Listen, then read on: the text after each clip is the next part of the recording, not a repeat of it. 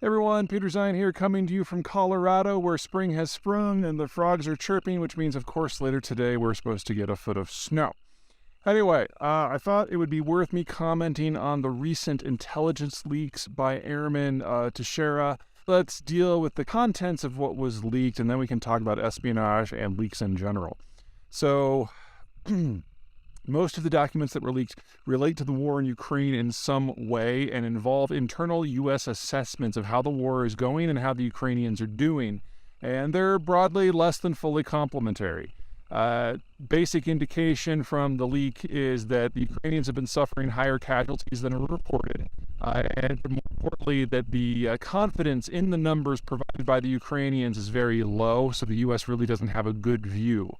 In addition, there's concern that by engaging in a static defense in places like Bakhmut, the Ukrainians are losing their combat firepower, which is going to make it more difficult for them to launch future offensives. There's nothing about either of those assessments that is particularly controversial, but before you say that everything that is now out there in the public domain is true, keep in mind that it has been the Russians now that have publicized this stuff far and wide, and they have undoubtedly changed a lot of the details in order to make their propaganda machine a little bit stronger than it otherwise would be. But three things that come from this. First of all, Teixeira, the guy who did the leak, the U.S. Airman, from all appearances, was not recruited by the Russians. And that's something that's kind of had me curious for a while now. Not since Edward Snowden in 2013 have we had any of our leakers have a very firm and obvious Russian connection. Now, Snowden apologists, of course, are going to reject that out of hand, but, screw them. The Russians used to maintain the world's best human intelligence arm.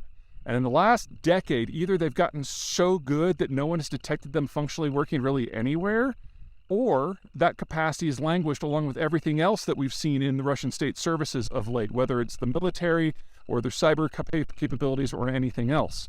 That's probably really good news. Second, Teixeira himself and why people do things like this.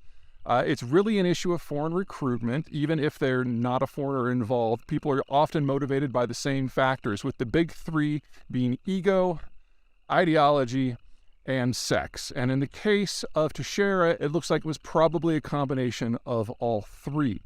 He was on a gamers forum, he had these documents, or had access to these documents, he brought them home, he photocopied them, he took PDF photos of them, and then he published them on the gamers platform Discord, like the whiny bitch he is.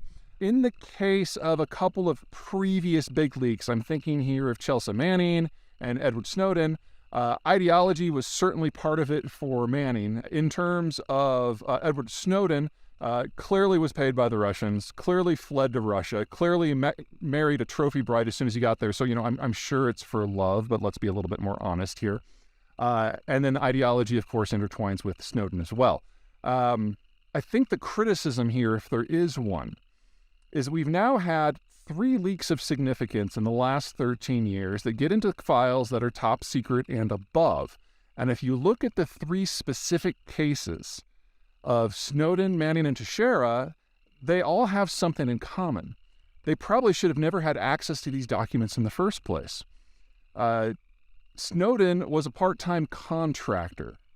And yes, he was definitely a spy, and yes, he definitely hacked into the system, but somebody at his level should have never been near a terminal would have given him access in the first place.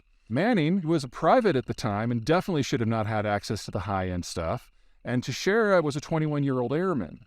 Now, I am not the sort of person who's going to go in and pick apart American security policy when it comes to information, but there is a pattern here and probably something that should be addressed in the not-too-distant future.